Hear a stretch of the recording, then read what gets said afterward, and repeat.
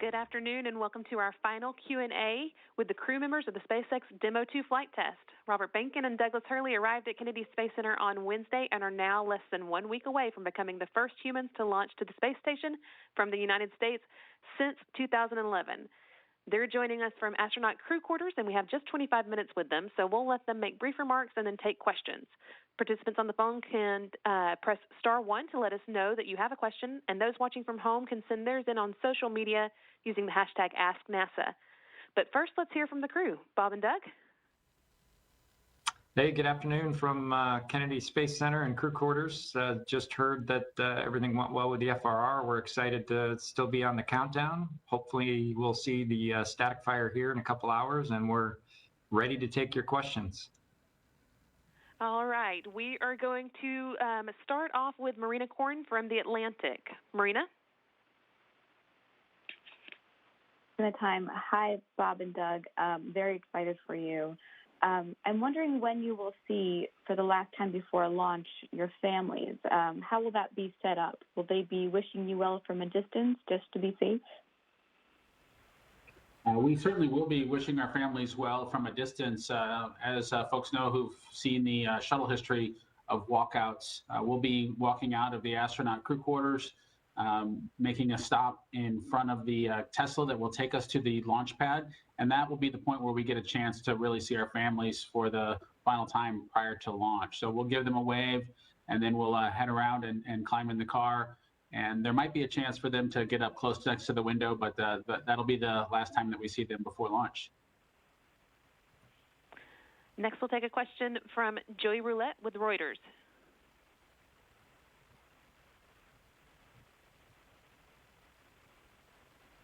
Cassidy wrote to you from the station about seeing you and Bob in the coming days. What else did he say in that email? Is he looking forward to you guys going on the station? And for Bob, I was wondering if you could tell us about how it felt to fly over to Kennedy Space Center. What did you guys talk about while you were on that flight? Thanks so much.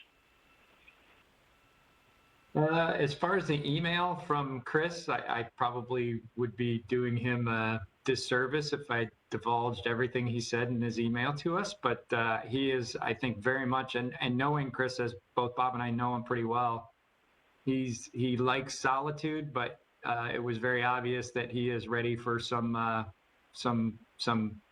human interaction with us. As far as in the U.S. segment, obviously he's got his 2 Russian crewmates. But I think he's looking very much forward to us coming up there and at least trying to help him out some. As far as our arrival goes, I think Doug and I were both extremely excited to return to the Kennedy Space Center and get a chance to fly around the facility a little bit. We didn't land immediately. There are always timing issues that people are trying to have as a consideration as you come in for an event like that. So we did get a chance to make a little bit of a tour of the local area rather than doing a full stop straight in, which allowed us to reminisce about all the times that Doug and I have flown in here, both as Cape Crusaders, but as astronauts over the years, and certainly dozens of times together coming to work at the Kennedy Space Center. It just was an exciting thing to go through one more time leading up to launch. It was exciting to see. Next, we'll take Marcia Dunn from the Associated Press.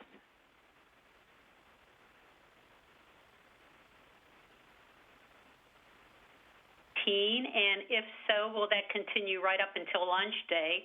And I'm also wondering if you've ever been so medically scrutinized in your entire lives. The first part of your question got cut off.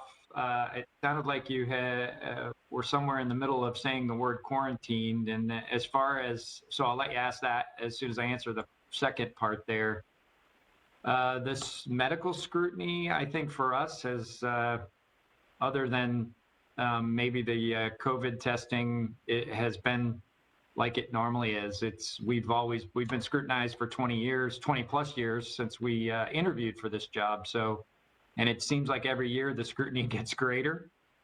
So from that perspective, I think it's been relatively normal, comparatively speaking. And we just, I think, after all these years are just kind of used to the poking and prodding and blood draws and all the other things that come along with flying into space. So what was the other part of your question, Marcia? Yes, I'm wondering if you're still being tested for COVID-19 and if that will continue right up until liftoff.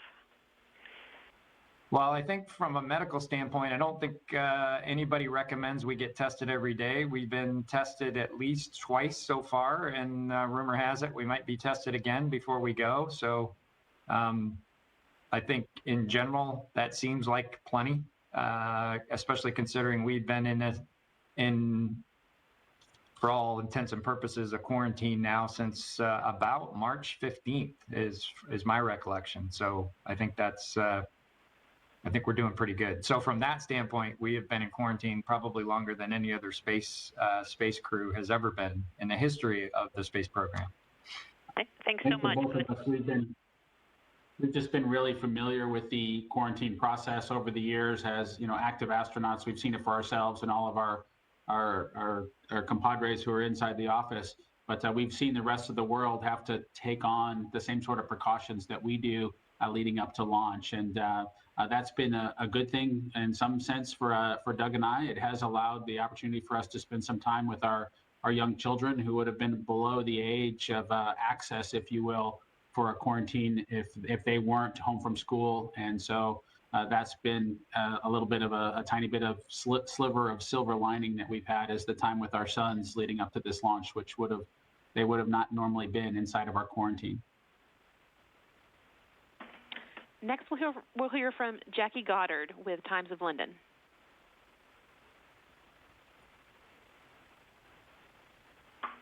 Princess Badass. I suspect that if I ask each of you to elaborate on what makes you a badass, you'll be all modest and say you're not and that you're just doing your job. So I'd like to ask Bob, what makes Doug a badass? And Doug, what makes Bob one? Thanks, and have a safe flight. Did you say that? I don't know, Brandy. Can you repeat the question? I'll let you rephrase. Okay. No, it's a great question, and I figuring out a way and having us do it on each other is a good way to get us through the gap there. But Doug is ready for anything all the time. He's always prepared, and when you're going to fly into space on a test mission, that's you couldn't ask for a better person or a better type of individual to be there with you. And so I'm just thankful that doing something like this, I'm doing it with Doug Hurley, because he's going to be prepared for whatever comes our way, and he's going to be prepared quickly. So I couldn't ask for more. Yeah, as far as Bob, he is the quiet, bad, and then I'll let you put in the next word. But he just doesn't. There's no stone unturned. There's no way that he doesn't have every potential eventuality already thought about. 5 times ahead of almost anybody else. And so there's no question I can ask him that he doesn't already have probably the best answer for. And it's just been, it's just such just a pleasure. And it's such an asset to have somebody like that on a crew with you that he's already got it all figured out. Everything that we could possibly, potentially deal with, and it just makes it so much easier when you have somebody like that with your crew.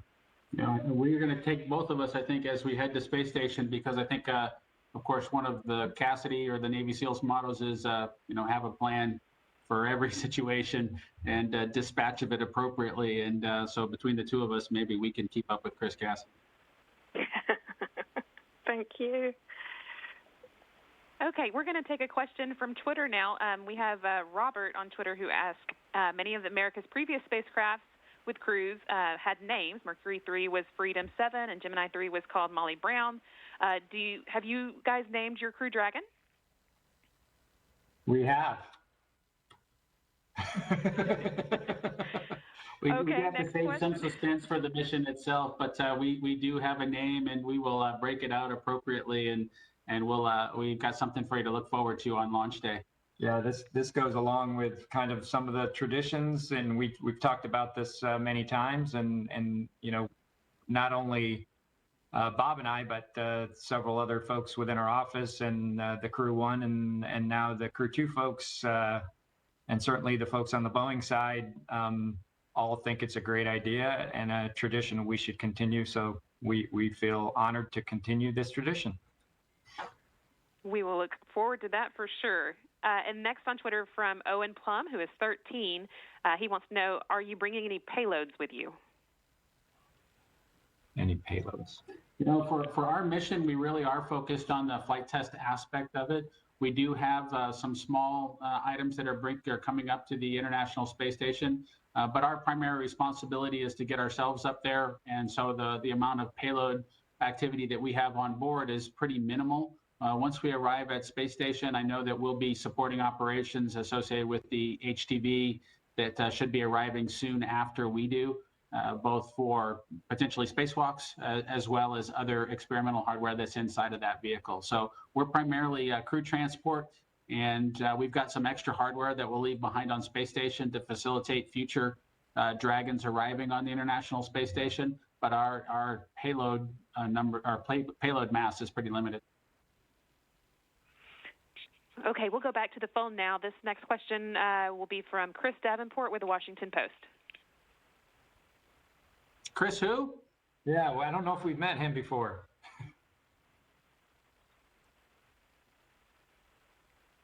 Chris, are you on? Apparently he's not on. Okay, we need to go, I guess, next to Miriam Kramer with Axios. Hi there. Thank you guys for doing this. So with this being a time of such great uncertainty for folks around the U.S., I just wonder what you hope this launch will mean to people as they watch it from their homes. Thanks. I think for both Doug and I, the thing that we most want to bring home is that we're still able to do this and perform it safely. You know, COVID did drive some changes in how we were conducting our operations and preparing for this mission. But we as a nation, all across the nation, you know, folks from Florida through Texas, both in Houston and at McGregor with the SpaceX team, as well as in California, had to figure out a way to still pull this mission off safely, still prepare for it safely, still work together to accomplish it, even with all the constraints that, you know, really prevented the togetherness that we had been exercising the previous 5 years. You know, we had spent a lot of time out in Hawthorne face to face with the team, and I know the Houston travelers had to figure out a way to not necessarily do that as often. And so I hope the nation can look at this and recognize that this is something we're still going to accomplish. This is still something that we're going to still be successful at, and we're going to do it in the face of you know, the pandemic. We'll figure out a way to work through it and work around it and work through it safely. So we mentioned already that we'll continue to be COVID tested as we lead up to launch, because we, of course, don't want to take that to the International Space Station. But, you know, where there's a will, there's a way, and there's been will to make this happen, and we're just proud to be a part of it. Next up, we'll go to Lucas from SpaceX. Hi. So my question is, what are your flight suits like compared to other suits you have seen or worn as military test pilots or in astronaut training? The spacesuits that we wear on Crew Dragon are similar in what they're designed to do as other pressure suits. In case there's a hull breach or a loss of pressurization within the vehicle, these suits would pressurize and keep us safe. They're very unique relative to the suits that we've tried before or worn before. Shuttle, we wore the ACES suit, which was the larger orange suit. It was quite a bit more bulky, and it was kind of sized generically rather than these particular suits for SpaceX. They're custom sized to the individual. And obviously, I think a lot of people think they are really neat looking suits, and they do the job. One thing I would say is SpaceX designed and built and developed these suits from the ground up, which is unique. Usually there's a separate company or companies involved that make these spacesuits, and so it was really neat to be there from the very beginning of the development of these suits to the two suits that we just tried on this morning to just check them one more time before we get ready to go fly. Now we'll go to Rachel Joy from Florida Today. Guys, there's a bit of a delay, so hopefully you can hear me. Florida Today is the local paper here on the Space Coast, and I can tell you that our readers are just so excited and proud that you're here.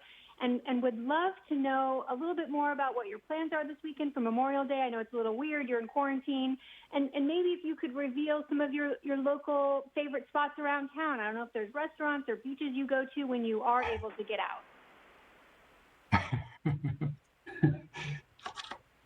Well, I'll take at least part of that question. Uh-oh, we lost the screen. Are you guys still there? Yes. I'm still here. Okay, yeah, our screen locked up there for a second. Okay, the video is still locked up, but it sounds like you can hear us. Yeah, so for the weekend, I think we're good now, Brandon. For the weekend, we're following the schedule. We're still in quarantine. So yeah, it'll be a unique Memorial Day weekend for us, being in quarantine. The good thing is our families arrive tomorrow, so we'll get to see them. But there's just continuing schedule. For example, tomorrow is the dry dress, so that'll be kind of the dress rehearsal for launch day, and then Sunday and Monday we have plenty of scheduled events as we work our way towards launch on Wednesday. So the long and the short of it is it's a little bit of what we like to call Groundhog Day, which is quarantine. But there's plenty of things to do, and hopefully we'll get a chance to be outside, maybe get out to the beach house and at least enjoy kind of some of the traditional things that folks will enjoy or hope to enjoy on most Memorial Days. And as far as, I think your other question was where do we like to go when we can get out? Pretty much anywhere. Anywhere in Cocoa Beach. It's always just neat to get out, see the beach and some of the different restaurants and places that we try to go whenever we get down here. But the docks will not allow it on this trip. Yeah, no, I get you. So we won't be seeing you at the sandbar this time. No, probably not, unfortunately, but we'd certainly like to say hi to everybody there, if there is anybody there. That's the other thing. I don't even know if are those places open to some degree in a limited fashion or not at all. All right, next up we'll go to Stephen Clark with Spaceflight Now. Hi, thank you for taking my question. First of all, I know you have a manual flying demonstration during your transit to the space station. Can you talk about which of you is actually going to be flying the vehicle and your roles during the flight up to ISS for each of you? And also, you were both selected as astronauts in 2000, sort of in the heart of the shuttle program. Did you ever expect to be flying anything in space besides the shuttle when you joined the astronaut office? Thanks. For the manual flying, I'll be doing the manual flying as the Dragon Commander, and we will do a manual flying demo in free flight, and then we'll do another one when we get closer to the ISS. And you know, it's certainly those tests are kind of two-person tests for sure, because there's a lot of back and forth between Bob and I, and you know, we practiced it quite a bit, and it's obviously something that we want to make sure we understand completely for future crews in case they ever have to fly the vehicle manually. As far as the second question, you know, I think both of us would really have been just over the moon if we had the opportunity when we first arrived to fly on a new spacecraft. And over the years, you know, we've seen NASA complete the space station and then consider what the next steps were going to be. And so we've longed to be a part of a test mission, a test space flight, and Doug and I are lucky enough to get that opportunity going forward. So I would say it's something we maybe dreamed about when we were new ASCANs, flying something other than the space shuttle, the next vehicle. It did not seem likely at the time when we arrived in the astronaut office. There was a lot of assembly of the International Space Station that had to happen, and so we needed to get through that, and we were just excited to have our opportunities on those missions, and that happened many years ago. So I think we're living the dream, is what I guess astronaut Michael Fossum would have said if he was posed with that question. Okay, next we're going to go to Dave Mosher with Business Insider. Thank you guys for doing this, and best of luck on your flight. So you both said this is an experimental flight and basically an astronaut's dream to do a test flight, but there's still a good amount of risk in it. And I'm curious if and how mission management has shared LOC or LOM numbers with you, and what you think about those numbers, how confident you are moving forward with the test flight. Thank you. I think whenever we hear those numbers, we dig a little bit deeper than just what the overall statistics might imply. And those numbers are best used as you kind of compare different ways of doing things or hardware changes that you might pursue or otherwise. We've had full information, I think, from the Commercial Crew Program, from the SpaceX team as we've gone forward with this. And so I think we've had the luxury over the last 5+ years to be deeply embedded in the understanding of the trades that were made. And as you probably understand, there are often cases where a hardware change can be implemented, or there can be an operational change that reduces that risk or manages it in some way. And so we've been deeply involved in that entire process. And so we did even get a chance over the last 2 days to duck our heads into the agency's flight readiness review and hear the discussions that the management teams were having about the overall risk or different ways of doing business with this mission itself. And so I think we're really comfortable with it, and we think that those trades have been made appropriately. And as far as Insight goes, we've had probably more than any crew has in recent history, just in terms of understanding the different scenarios that are on our plate. Yeah, those numbers are certainly part of the equation when you assess risk, but they're certainly not exclusive by any stretch of the imagination. They change based on a lot of different design changes or just statistics as we move forward in a program. So they're certainly a factor, but there's just so much more to assessing risk and all those things that you need to put into the decision matrix before you go fly. But anyway. I think one of the really unique things about the Dragon vehicle is the legacy that they have with cargo. So they have the team has that experience, as well as the Falcon 9 rocket that has what wasn't a long history when we started this program, but has kind of panned out to be quite a number of flights under its belt, and its evolution has become more and more safe as it's been operated. And that's something that we really do appreciate. And it's just remarkable to see all the other missions that have contributed to the human spaceflight program by, in some sense, being a test mission for us before we had the chance to fly on the Falcon 9. Thank you. Okay, I think that is all the time we have for questions, unfortunately. I apologize to those that we didn't get to, but since this is our last time to talk with Bob and Doug before we see them next week, we want to wish them luck, let them know we'll be cheering them on.